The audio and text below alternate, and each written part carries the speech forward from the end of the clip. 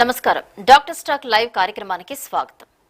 మారుతున్న జీవన శైలి, గంటల తరబడి కంప్యూటర్ల ముందు కూర్చోవడం, వ్యాయామం లేకపోవడం, వెరసి నేటి తరం ఎదుర్కొంటున్న ప్రధాన సమస్య ఎముకలు, నడుము నొప్పి. ఒకప్పుడు వృద్ధాప్యంలో మాత్రమే వచ్చే నడుము నొప్పి ఇప్పుడు 30 ఏళ్ల యువతను కూడా వేధిస్తున్నాయి. నడుము నొప్పి, మెడ నొప్పి, కాళ్లకు వెళ్లే నరాల నొప్పి వంటి సమస్యలు ఇప్పుడు చాలా మందిని ఇబ్బందిని పెడుతున్నాయి. ఈ సమస్యల మూలం చాలా సందర్భాల్లో మన వెన్నెముక అంటే స్పైన్లోనే ఉంటుంది. అసలు స్పైన్ అంటే ఏంటి, దాని పనితీరు ఏంటి, ఎలాగుంటుంది, అలాగే స్పైన్ సమస్యలు రావడానికి గల ప్రధాన కారణాలేంటి, ఇలాంటి సమస్యలకు ఎండోస్కోపిక్ స్పైన్ సర్జరీ ఎప్పుడు చేస్తారు, ఎవరికి చేస్తారు, ఇలాంటి విషయాలు మనకు తెలియజేయడానికి మనతో పాటు స్టూడియోలో ఉన్నారు టీఎక్స్ హాస్పిటల్ కు చెందిన ప్రముఖ recent development spine surgeon doctor Naresh Kumar Gajjala గారు. వారిని అడిగి మరిన్ని విషయాలు తెలుసుకుందాం. మీరు స్క్రీన్ మీద కనిపిస్తున్న నెంబర్స్ కి కాల్ చేయండి. నమస్కారం డాక్టర్ గారు. నమస్తే అండి. డాక్టర్ గారు చెప్పండి, స్పైన్ అంటే ఏంటి, అసలు ఈ సమస్య రావడానికి ప్రధాన కారణం ఏంటి? బేసికల్గా స్పైన్ అంటే లేమన్ టర్మ్స్ లో బ్యాక్ బోన్ అంటాము, వెన్నెముక అంటాం కదా. సో మన బాడీకి మొత్తం సపోర్ట్ చేసేది. అంటే ఇప్పుడు ఇన్వర్టిబ్రేట్ యానిమల్స్ ఉంటాయి, అవి నడవలేవు బేసికల్గా. వాటికి వర్టిబ్రేట్ అంటే మన లాంటి హ్యూమన్ బీయింగ్స్ కి మెయిన్ డిఫరెన్స్ వచ్చేసి spinal cord and vertebral column. So మనము స్ట్రైట్ గా నిల్చోవడం కానీ, కూర్చోవడం కానీ, ఇవన్నీ కూడా చేసేది స్పైన్ వల్ల. సో మనిషి కూర్చున్నా నిల్చున్నా మొత్తం వెయిట్ బేర్ చేసేది స్పైనల్ కాలం. సో మనం ఇప్పుడు కూర్చున్నా కూడా మన బాడీకి రెస్ట్ కాదు, మన స్పైనల్ కార్డ్కి రెస్ట్ కాదనమాట. సో మన హెడ్ నుంచి మిగతా బాడీ వెయిట్ మొత్తం పడేది లోవర్ బ్యాక్ మీదనే. So spine is the back support completely. మనము నిలకడగా నిల్చోవడానికి కానీ, మాట్లాడడానికి, కూర్చొని మాట్లాడడానికి కానీ అన్నిటికీ కూడా స్పైనే కారణం. సో అలాంటి స్పైన్కి మోస్ట్ కామన్గా కావాల్సిన జాగ్రత్తలు ఏంటంటే రెగ్యులర్ స్ట్రెచింగ్ చేసుకోవడం కానీ, బ్యాక్ ఎక్సర్సైజెస్ చేసుకోవడం కానీ. ఫిజికల్ యాక్టివిటీ ఎక్కువ ఉంటే బ్యాక్ పైన యూజువల్గా స్ట్రెంగ్త్ అనేది ఇంకా డెవలప్ అవుతుంది అండ్ దానివల్ల హెల్ప్ అవుతుంది. So in that way we can see.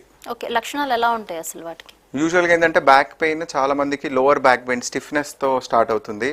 Early morning లేవగానే బ్యాక్ పట్టేయడం కానీ, నడవలేకపోవడం కానీ, ఇవన్నీ కామన్గా వచ్చే బ్యాక్ సిమ్టమ్స్. ఎప్పుడైతే నడుము నొప్పి కాళ్ళలోకి లాగుతుందో వాటిని షయాటికా అంటారు. సో వన్ సైడ్ రావచ్చు, 2 కాళ్ళు లాగొచ్చు.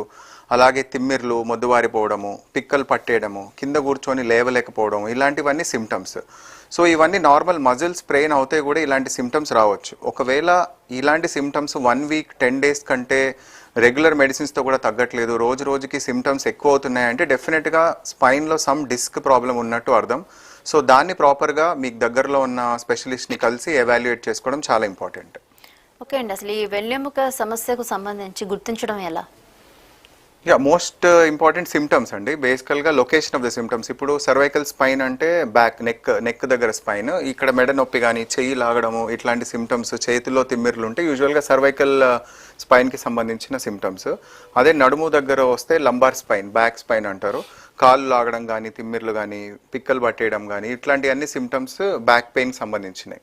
సో ఇది ప్రొలాంగ్డ్గా ఉంటే అది కంపల్సరీ సమ్ డిసీజ్ ఉన్నట్టు అర్థం. సో దాన్ని ప్రాపర్గా ఎవాల్యుయేట్ చేసుకోవాలి. అంటే ఈ వెన్నెముక సమస్య అనేది ఎక్కువగా జెంట్స్లో వస్తుందా, లేడీస్లో వస్తుందా?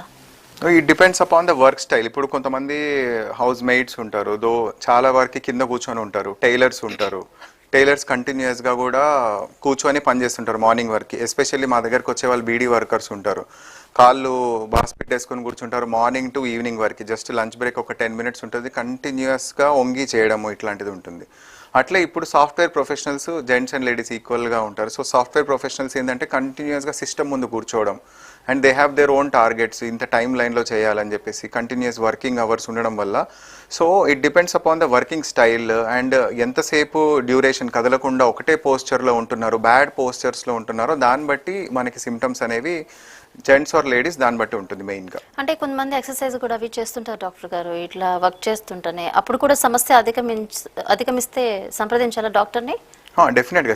మనకి ఇమాజిన్ సేమ్ ఒక software professional who is doing regular stretching exercise, diet ప్రాపర్గా చేసుకుంటూ అన్ని బ్యాక్ ప్రొటెక్షన్ మెజర్స్ తీసుకుంటూ ఉంటే వాళ్ళకి స్పైన్ సమస్యలు వచ్చే ఛాన్సెస్ చాలా తక్కువ. అదే same software professional not taking care, junk food తీసుకోవడము, ఒకటే పొజిషన్లో ఉండడము, ఒబెసిటీతో ఉండడము అండ్ అసలు బేసిక్ ఫిజికల్ యాక్టివిటీ కూడా లేని వాళ్ళకి ఎక్కువ స్పైనల్ ఇష్యూస్ వచ్చే అవకాశం ఉంటుంది. ఇంతకు ముందు పెద్దవాళ్ళకి 50 సంవత్సరాలు దాటిన వాళ్ళకి వెన్నెముక సమస్య అంటే చెప్పుకునేవాళ్ళు, కానీ ఇప్పుడు 30 వయసులోనే ఎక్కువగా వచ్చేస్తున్నాయి. అంటే ఇప్పుడుండే అట్మాస్ఫియర్, తినే ఫుడ్ ఇవన్నీ కారణం అనుకోవచ్చా? అలాగే జాబ్స్ కూడా డెఫినెట్లీ ఇప్పుడు మోస్ట్ కామన్ ఇప్పుడు నా ఓపీలో వచ్చే వాళ్ళు 70-80% యంగ్స్టర్సే ఉంటారు, బిలో 40-45 ఇయర్స్ ఏజ్ గ్రూపే ఉంటారు. దానికి కూడా మెయిన్ రీజన్ ఏంటంటే ఇప్పుడున్న లైఫ్ స్టైల్ చేంజెసే. మనకి ఇంతకుముందు ఏంటంటే ఒక పర్టికులర్ వస్తువు కావాలన్నా మనం షాపింగ్ కాంప్లెక్స్కి వెళ్ళో ఏదో వాకింగ్ చేసి దానికి సంబంధించిన ఫిజికల్ యాక్టివిటీ చేసేవాళ్ళం. ఇప్పుడైతే అన్ని ఎవ్రీథింగ్ టు ద ఫోన్, ఏది కావాలన్నా ఇంటి దగ్గరికే వచ్చేస్తుంది, ఇన్ ద ఫింగర్ టిప్స్లో ఉంటుంది.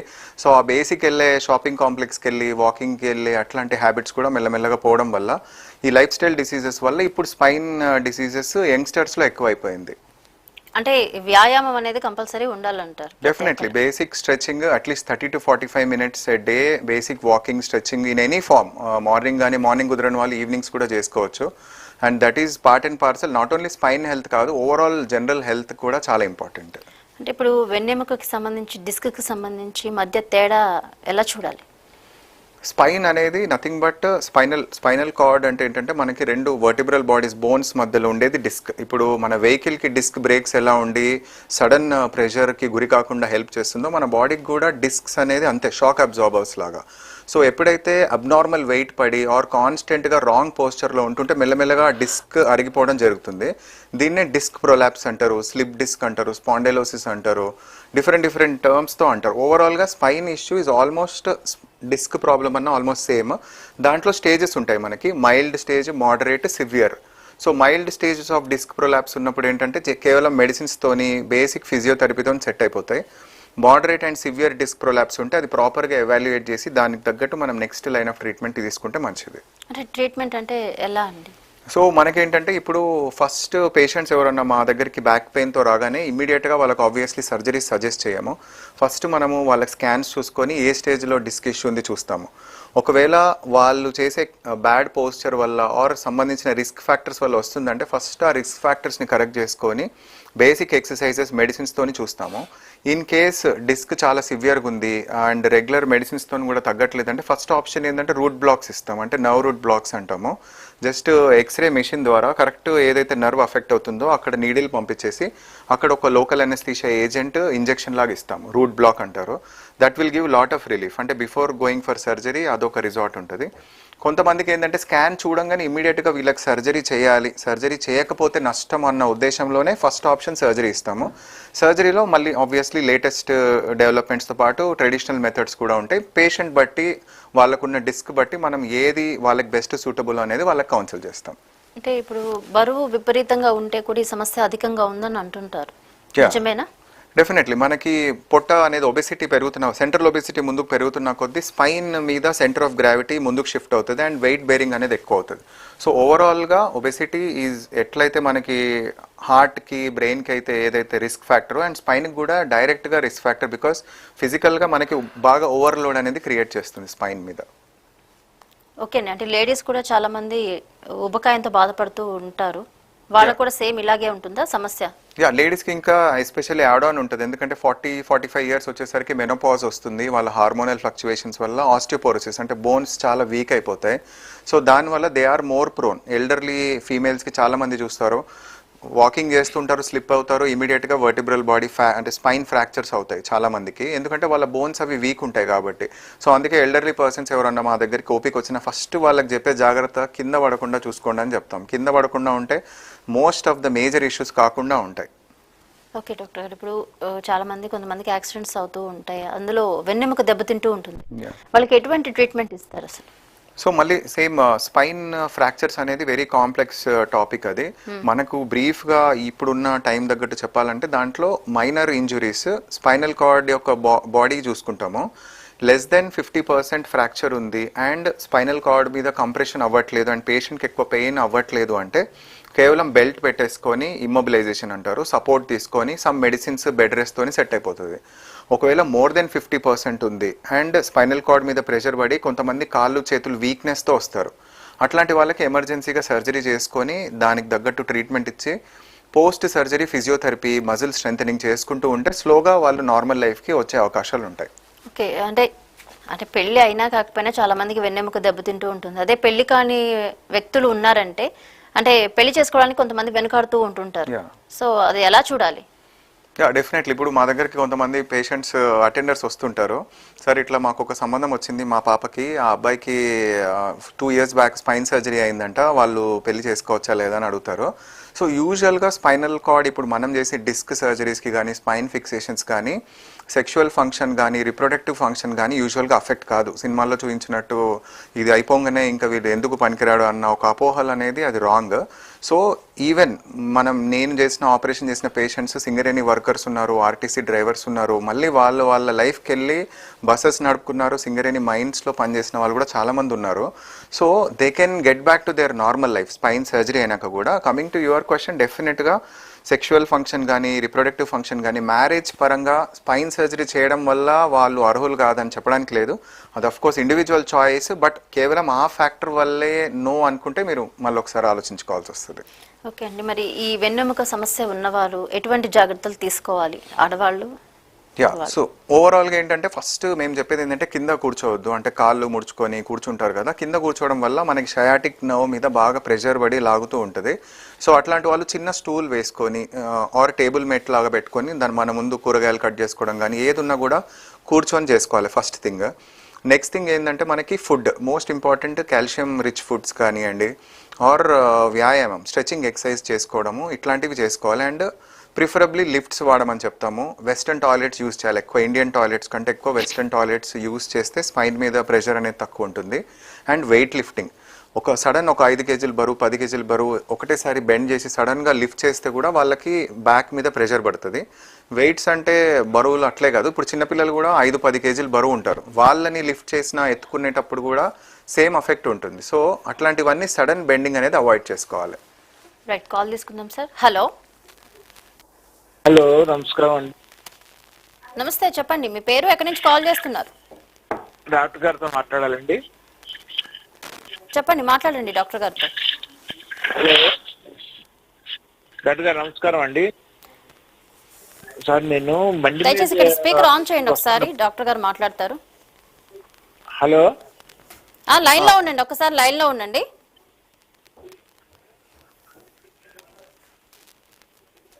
మాట్లాడండి. నమస్తే అండి, చెప్పండి. నమస్కారం డాక్టర్ గారు. నమస్తే. బండి మీద వెళ్ళి వస్తుంటానండి. బండి మీద ఒక 30 కిలోమీటర్ల ప్రయాణం చేసేసరికి అటు పైన దాటితే బ్యాక్ పెయిన్ వస్తుందండి. ఆయనకి ఏమైనా బండి మీద బైక్ మీద ట్రావెల్ చేస్తే అంటున్నారా? అవునండి. దగ్గర లేదు ఏం లేదు. ఓకే, ఎంత దూరం ట్రావెల్ చేస్తారు ఎవ్రీడే? మీరు ఎంత దూరం ట్రావెల్ చేస్తారు?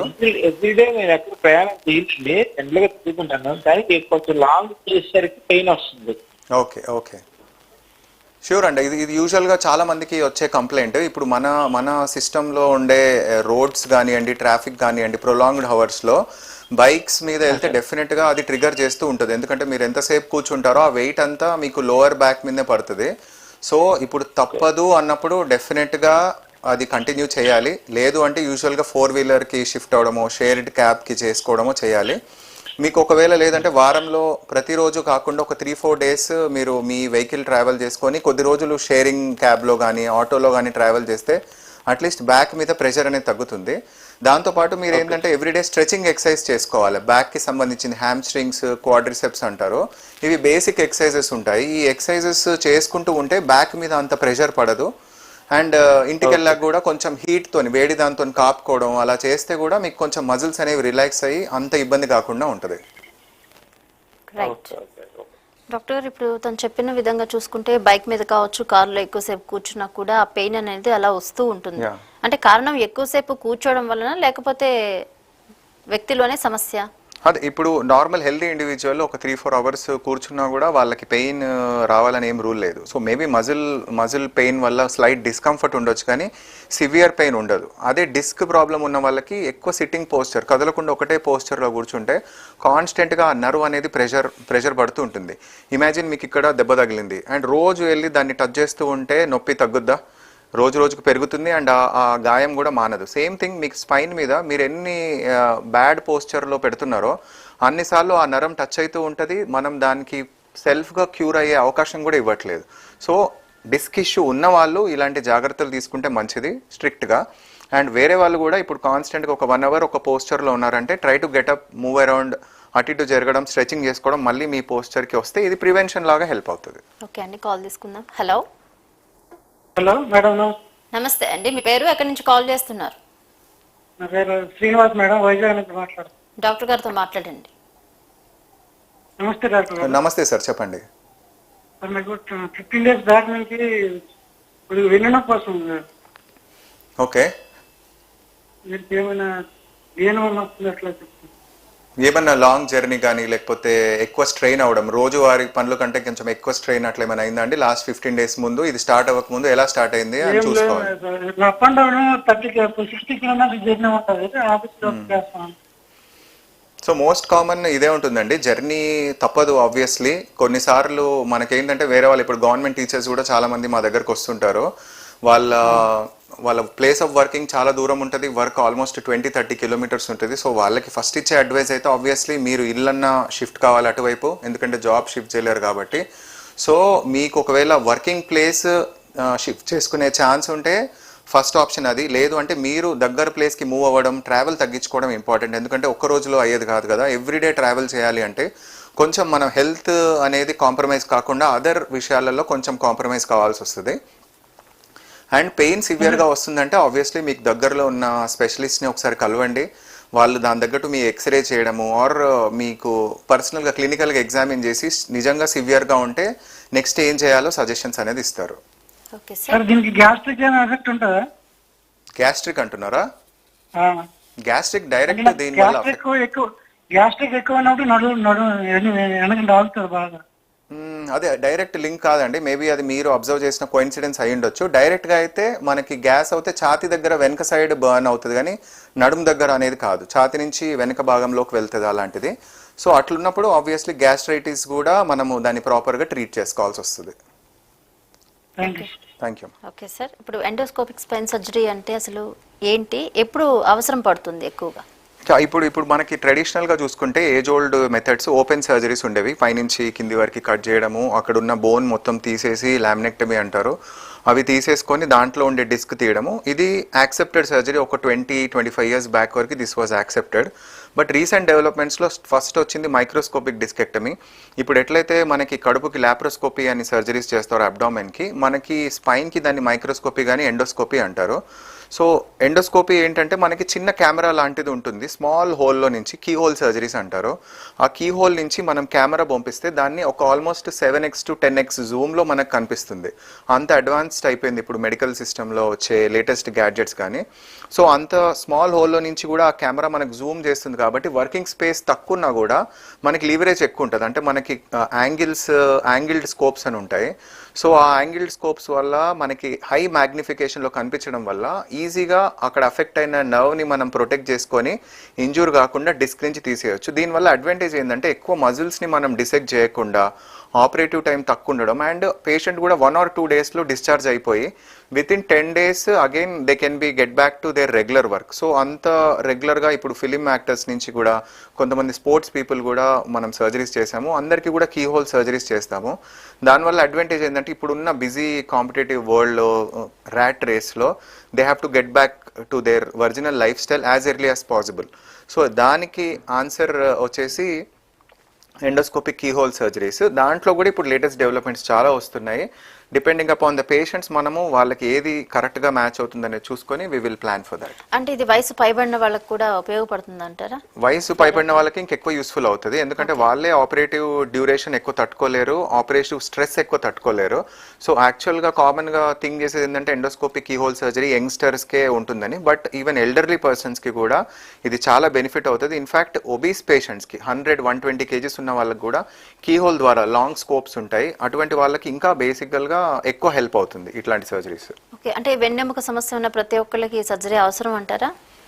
యూజువల్గా అది కూడా కామన్గా జనరల్గా న్యూరో సర్జన్స్ దగ్గరికి రావాలంటే రాగానే సర్జరీ సజెస్ట్ చేస్తారు అనుకుంటారు, దట్ ఈస్ కామన్ మిత్.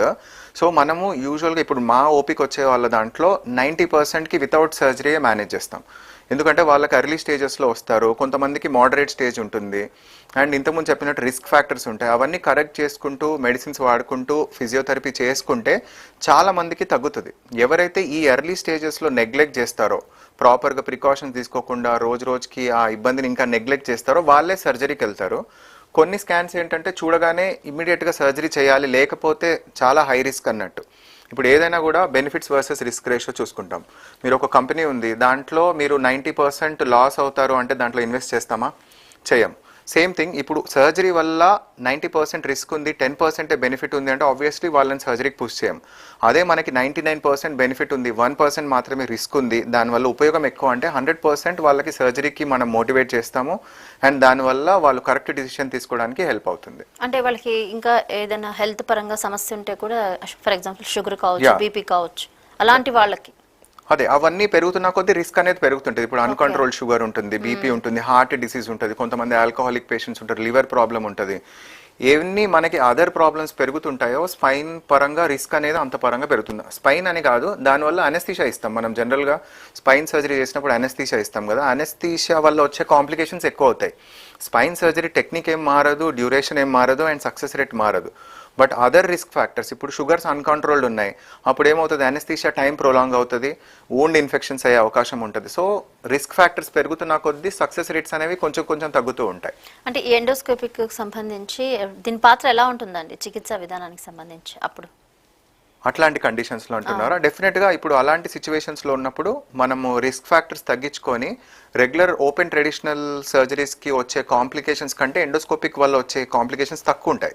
కాబట్టి చూస్ చేసుకుంటాం ఈ పేషెంట్కి దేనివల్ల బెనిఫిట్ ఎక్కువ అవుతుంది అనేది. మనం ఒక్కొక్క పేషెంట్కి టైలర్ చేసుకోవాలి, ప్రతి జబ్బుకి ఒకటే మందు కాదు కదా. సో సేమ్ థింగ్ ప్రతి స్పైన్ సర్జరీకి ఒకటే మోడ్లో ఉండదు. పేషెంట్ తగ్గట్టు ఆ రిస్క్ ఫ్యాక్టర్స్ వాళ్ళకు ఉండే లైఫ్ స్టైల్ బట్టి మనము మోడ్ ఆఫ్ మేనేజ్మెంట్ అనేది చేంజ్ చేసుకుంటూ ఉంటాము. అది ఇండివిజువల్ బట్టి చేంజ్ అవుతూ ఉంటుంది. ఓకే అండి, కాల్ తీసుకుందాం. హలో. హలో, నమస్తే అండి. మేడం నమస్కారం అండి. మీ పేరు, ఎక్కడి నుంచి కాల్ చేస్తున్నారు? మేడం నా పేరు కుమార్ అండి. ఓకే కుమార్ గారు, నేను హైదరాబాద్ నుండి డాక్టర్ గారితో మాట్లాడండి. నమస్తే అండి, చెప్పండి. సార్ నమస్కారం సార్. యా సార్, నేను సాఫ్ట్వేర్ కంపెనీలో వర్క్ చేస్తాను. ఓకే. నాకు బ్యాక్ పెయిన్ ఈ మధ్య చాలా ఎక్కువ అవుతుంది సార్.